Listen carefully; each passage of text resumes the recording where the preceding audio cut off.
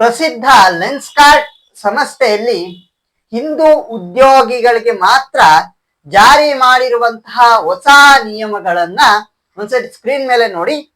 ಮೊಟ್ಟ ಮೊದಲನೇ ನಿಯಮ, ಹಿಂದೂ ಮಹಿಳೆಯರಾಗಿರ್ಲಿ ಅಥವಾ ಪುರುಷರಾಗಿರ್ಲಿ ಹಣೆಯಲ್ಲಿ ಕುಂಕುಮ ಅಥವಾ ಇನ್ನ ಯಾವುದೇ ಚಿಹ್ನೆಗಳು ಇಟ್ಕೋಬಾರ್ದು. ಇದು ಮೊಟ್ಟ ಮೊದಲನೇ ನಿಯಮ, ಲೆನ್ಸ್ಕಾರ್ಟ್ ನ ನಿಯಮ.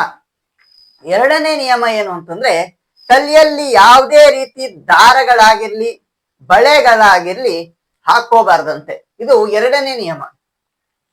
ಮೂರನೇ ನಿಯಮ ಏನು ಅಂತಂದ್ರೆ, ಹಿಂದೂ ಉದ್ಯೋಗಿಗಳಿಗೆ ಯಾರಿಗೂ ಸಹ ಹಿಂದೂ ಹಬ್ಬಗಳಿಗೆ ರಜೆ ಅನ್ನೋದು ಕೊಡೋದಿಲ್ಲ.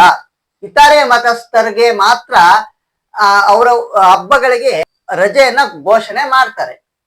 ಅಂದ್ರೆ ಇವ್ರ ಕಾರಣ ಕೊಡೋದೇನು ಅಂತಂದ್ರೆ, ಹಿಂದೂಗಳಿಗೆ ಅನೇಕ ಹಬ್ಬಗಳಿದೆ, ಇನ್ನ ಇತರೆ ಮತಸ್ಥರಿಗೆ ಮಾತ್ರ ಲಿಮಿಟೆಡ್ ಹಬ್ಬಗಳು, ಕೆಲವೊಂದು ಹಬ್ಬಗಳಿದೆ, ಅದಕ್ಕೆ ಅವ್ರಿಗೆ ರಜಾ ಕೊಡ್ತೀವಿ ಅಂತ ಇವರು ಸಮರ್ಥನೆ ಮಾಡ್ಕೊಳ್ಳೋದು ಅದನ್ನ.